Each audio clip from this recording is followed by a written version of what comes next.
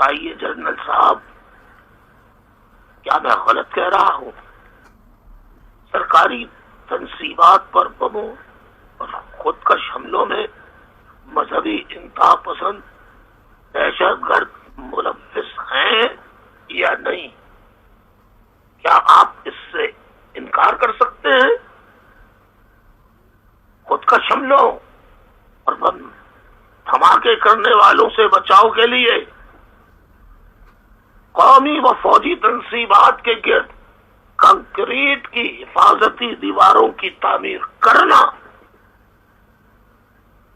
بجری جو ہوتی ہے، بجری کی بوریوں سے حفاظتی مورچے قائم کرنا اور چیک پوسٹوں جو حفاظتی اقدامات کے لیے بنائی جاتی ہیں، تو میرا سوال یہ ہے کہ آخر یہ اقدامات حفاظتی کیوں کیے گئے؟ یقیناً انتہا پسند دہشت گردوں سے قومی تنصیبات کو خطرہ تھا۔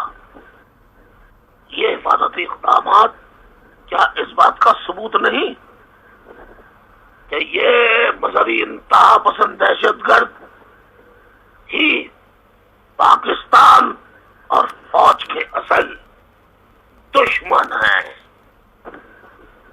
مجھے برائے مہربانی بتائیے کہ رینجرز اور پولیس نے آج تک کتنے مذہبی انتہا پسند اور کل عدم جہادی تنظیموں کے مراکز پر چھاپے مارے ہیں اور خودکش بمبار تیار کرنے والے کتنے مراکز پر رینجرز اور پولیس نے کارروائی کی؟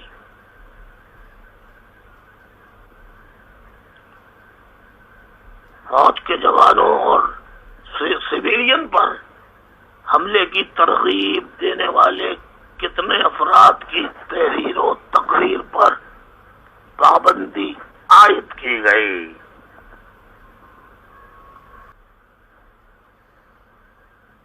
لیکن افسوس، صد افسوس، پاکستان اور پاک فوج کو جن عناصر سے اصل خطرہ ہے ان کے خلاف کارروائی کرنے کے بجائے آج بھی صرف کارروائی کا نشانہ MQM کو بنایا جا رہا ہے۔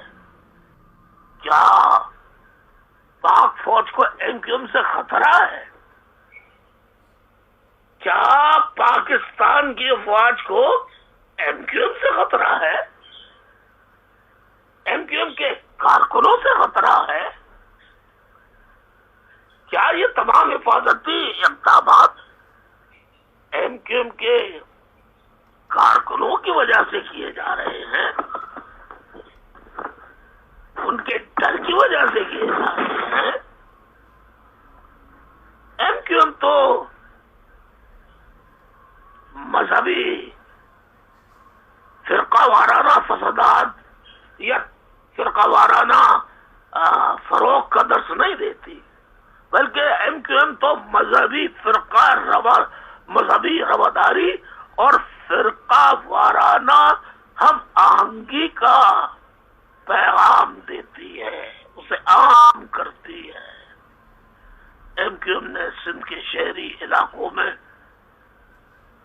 شیعہ سنی فسادات کا خاتمہ کیا۔ MQM ہر قسم کے نسلی، علاقائی، لسانی، فقہی، مذہبی تفریق سے پہلا تر ہو کر احترام انسانیت پر یقین رکھتی ہے، انسانیت پر یقین رکھتی ہے، انسانیت کی خدمت کر رہی ہے۔ MQM تو پاکستان کی واحد جماعت اور الطاف حسین ملک کا واحد سیاسی رہنما ہے جس نے سب سے پہلے ضرب اسد کی حمایت کی، پاک فوج کی حمایت میں ملین مارچ نکالا، پاک فوج کے شہدا کو سلام تحسین و عقیدت پیش کیا اور دہشت گردی کے خلاف برسر پیکار فوجی افسران اور جوانوں کو الطاف حسین نے اور میرے لاکھوں ساتھیوں نے کھڑے ہو کر سلوٹ کیا، سیلیوٹ کیا، سیلیوٹ کیا، مگر اس کا مجھے اور میرے ساتھیوں کو کیا صلہ دیا گیا، کیا صلہ دیا جا رہا ہے؟ میری تحریر و تقریر اور تصویر پر پابندی، 90 MQM کے دفاتر پر تالے، میرے ساتھیوں کا اپنے گھروں پر رہنا مشکل بنا دیا گیا ہے، ماورائے عدالت قتل روز مرہ کا معاملہ